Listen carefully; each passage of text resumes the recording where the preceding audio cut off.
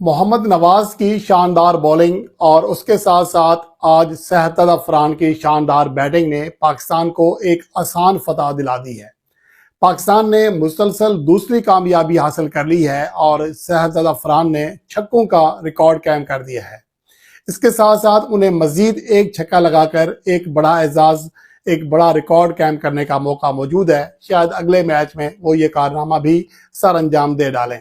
बहरहाल आज के अगर मैच की बात करें तो पाकिस्तान के लिए ये वैसी ही फतह थी जैसा कि फतह होनी चाहिए। ये एक यकतरफा फतह कहें, आउट क्लास पाकिस्तान की बॉलिंग परफॉर्मेंस कहें, आउट क्लास बैटिंग कहें सहतद अफरान की। बाकी बैट्समैनों ने तो फिर भी किसी हद तक मायूस ही किया, लेकिन सहतद अफरान के शानदार खेल की वजह से आज मैच यकतरफा रहा।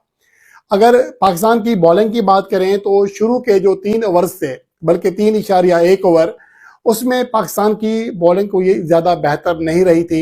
एक तो ये कि आज शाहीन शाह अफरीदी नहीं खेल रहे थे, जो कि पाँव की एक इंजरी का शिकार हुए हैं, और अगला मैच जो कि जिम्बाब्वे के साथ है उसमें भी वो शिरकत नहीं कर सकेंगे। लेकिन आज मोहम्मद वसीम जूनियर को उनकी जगह बॉलिंग कराने का मौका मिला, उनकी जगह खेलने का मौका मिला, अपनी टीम में मौजूदगी का एहसास दिलाया। तो ओवरऑल देखा जाए तो आज पाकिस्तान के जो बॉलर्स के जो आगाज था वो बेशक अच्छा नहीं था, लेकिन बाद में पाकिस्तान ने आउट क्लास बॉलिंग परफॉर्मेंस दी।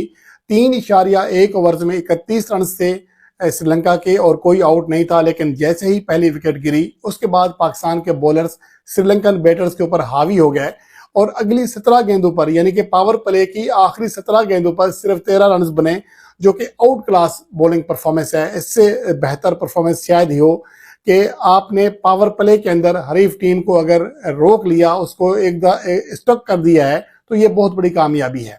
उसके बाद पाकिस्तान के जो बाकी बॉलर हैं उन्होंने तो अच्छी बॉलिंग कराई, लेकिन मोहम्मद नवाज, आज उनके क्या कहने।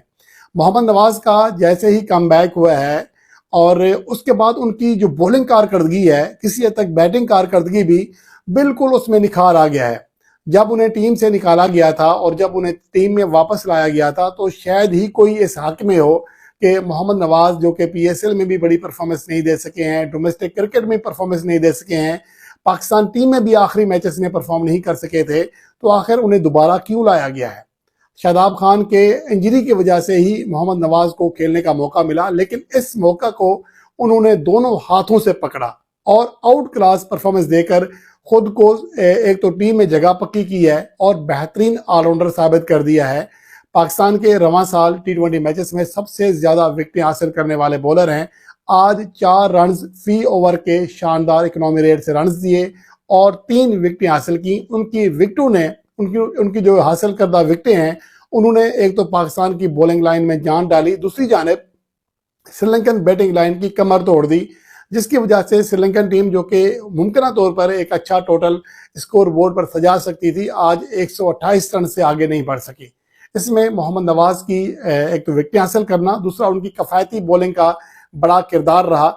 बाकी बॉलर्स ने भी अच्छी परफॉर्मेंस दी। आज यूं ये नहीं कह सकते कि किसी बॉलर की कारकर्दगी बहुत बुरी रही है, सभी ने अच्छी बॉलिंग परफॉर्मेंस का मुजाहरा किया। जो कि फ़हीम अशरफ ने 2 ओवर्स में 15 रन दिए, लेकिन उन्होंने जो पहली विकेट हासिल की वो क्रुशियल थी और मैच का टर्निंग पॉइंट साबित हुई। उसके बाद पहली विकेट गिरने के बाद मैच का नक्शा बदला, स्कोरिंग रेट अचानक से नीचे आया और पाकिस्तान के बॉलर्स हावी रहे। इसके अलावा अबरार अहमद ने 4 ओवर में 28 रन दिए, 1 विकेट हासिल की। ये वो थे जिनकी इकोनॉमी रेट 7 रन फी ओवर से ऊपर रहा, बाकी सबका इससे नीचे रहा। सलमान मिर्जा गो के आखिर में 1 विकेट हासिल करने में कामयाब रहे, लेकिन वो भी कफायती रहे। मोहम्मद वसीम जूनियर ने अच्छी बॉलिंग कराई, लेकिन आज बॉलिंग का जो सहरा है वो मोहम्मद नवाज के साथ जाता है, जिसकी वजह से श्रीलंका का कोई भी ओपनिंग बैटिंग जोड़ी 35 रन से बड़ी शराकत कायम ना कर सकी और वक्फे से गिरने वाली विकेटों ने श्रीलंका को एक बड़ा स्कोर करने से रोक के रखा। दूसरी जानिब जब पाकिस्तान की बैटिंग आई तो आज किसी हद तक हम उम्मीद कर सकते थे कि लो स्कोरिंग मैच है और छोटा टारगेट है, तो पाकिस्तान के बैटर्स को ही आज बड़े दिल के साथ खेलेंगे, लेकिन बदकिस्मती से हमें आगाज वैसा नहीं मिला। लेकिन बाद में सहतद अफरान ने आउट क्लास बैटिंग करके सबको एंटरटेन भी किया और पाकिस्तान के लिए फतह को बिल्कुल आसान बल्कि यकतरफा कर दिया और श्रीलंकन बॉलर्स को आउट क्लास किया। सहतद अफरान ने आज जो बैटिंग की है उसको उसकी जितनी भी दाद देनी चाहिए कम है। 45 गेंदों पर 80 रन किए, 177 उनका स्ट्राइक रेट रहा, 6 चौके और 5 छक्के लगाए और एक रिकॉर्ड कायम किया। ये पाकिस्तान की जानिब से श्रीलंका के खिलाफ किसी भी बैट्समैन की जानिब से लगाए जाने वाले सबसे ज्यादा छक्के हैं एक मैच में। इससे पहले शाहिद अफरीदी और अनवर अली ने 2015 में 4-4 छक्के जरूर लगाए थे, लेकिन पाकिस्तान का कोई बैटर श्रीलंका के खिलाफ एक T20 इंटरनेशनल मैच की एक इनिंग्स में 5 छक्कों की हद पार नहीं कर सका था, जो कि आज शहजादा फरहान ने की। इसके अलावा आज जो मजमूई तौर पर 2025 में उनके छक्के हैं वो 100 हो गए हैं। सिर्फ तीसरे बैट्समैन है दुनिया के जिन्होंने इस साल 100 छक्कों की हद पार की है, तो ये बहुत बड़ा संगे मील है जो कि आज शहजादा फरहान ने सर अंजाम दिया। इसके अलावा इस साल में पाकिस्तान के लिए खेलते हुए उनके 41 छक्के भी हो गए हैं और पाकिस्तान के महज दूसरे बैटर बने हैं जिन्हें एक साल में 40 छक्कों की हद पार करने का एजाज हासिल हुआ। उनके आगे सिर्फ मोहम्मद रिजवान है। अब सिर्फ एक छक्के का फर्क है। अगले मैच में अगर शहजादा फरहान एक छक्का लगाएंगे तो मोहम्मद रिजवान का रिकॉर्ड बराबर करेंगे और अगर 2 छक्के लगाएंगे तो रिकॉर्ड तोड़ देंगे और वो रिकॉर्ड होगा पाकिस्तान की जानिब से एक साल में T20 इंटरनेशनल मैचेस में सबसे ज्यादा छक्के लगाने का रिकॉर्ड। तो आज शहजादा फरहान ने मेला लूटा है, शायकीन को एंटरटेन किया और ये भी साबित किया कि अगर उन्हें टाइम दिया जाए तो वो आउट क्लास बैटिंग परफॉर्मेंस दे सकते हैं। उनकी बैटिंग में जो वाहिद मसला रहा है वो आज किसी हद तक हमें बेहतर होता हुआ दिखाई इसलिए दिया कि शायद प्रेशर कम था। आज वो शुरू में सिंगल डबल्स दे रहे थे, उनका पूरा फोकस छक्के या चौके के ऊपर नहीं था। आज वो स्ट्रोक्स खेल रहे थे, सिंगल डबल्स भी साथ कर रहे थे, स्ट्राइक रोटेट भी कर रहे थे। यही वो चीज है जिसकी कमी हमें महसूस होती रही है और शहजादा फरहान को ये प्लानिंग आगे भी करना पड़ेगी कि अगर कोई बॉलर उन्हें मुश्किल लग रहा है तो उन्हें सिंगल लेना चाहिए बजाय इसके कि गलत शॉट खेलकर अपनी विकेट गंवाएं। ये तो कारकर्दगी है शहजादा फरहान की। लेकिन आज मुझे जो सबसे ज्यादा मायूस कौन चीज लगी है वो बाबर आजम की है। इसलिए नहीं कि ज्यादा गेंदें खेली क्योंकि प्रेशर नहीं था, मतलूबा रन रेट कोई इतना खास नहीं था कि जिसकी वजह से हम ये कहें, लेकिन जिस अंदाज में वो आउट हुए हैं ये उनकी क्लास नहीं है। लगता ऐसा है कि वो कोई प्रेशर में है, उनसे कोई बैटिंग हो नहीं रही है। तकनीक वाइज जो है मुझे बहुत ज्यादा बाबर आजम की बैटिंग के अंदर मसाइल नजर आ रहे हैं। वो कि काफी अरसे के बाद उन्होंने अभी हालिया सीरीज जो गुज़श्ता वनडे सीरीज थी उसमें सेंचुरी भी बनाई, लेकिन इसके बावजूद आज जिस अंदाज में बाबर आजम आउट हुए हैं तो ये उनकी क्लास नहीं है। बाबर आजम को खुद से सवाल करना पड़ेगा, खुद को समझाना पड़ेगा कि आप हिटर नहीं बन सकते।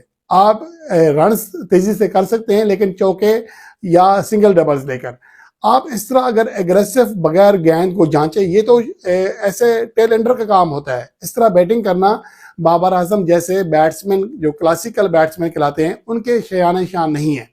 बहरहाल बाबर आजम की बैटिंग से मुझे काफ़ी हद तक मायूसी भी है, लेकिन बहरहाल उम्मीद फिर भी यही है कि T20 वर्ल्ड कप 2026 से पहले वो दोबारा फॉर्म में आएंगे। हालांकि अभी भी साउथ अफ्रीका के खिलाफ एक विनिंग इनिंग खेली थी 68 रन की T20 मैच में और फिर सेंचुरी भी की वनडे सीरीज में, लेकिन उसके बावजूद अभी भी बाबर आजम को उस खौल से निकलना होगा, उस स्ट्राइक रेट के फोबिया से निकलना होगा और अपनी बैटिंग को इजी करना होगा।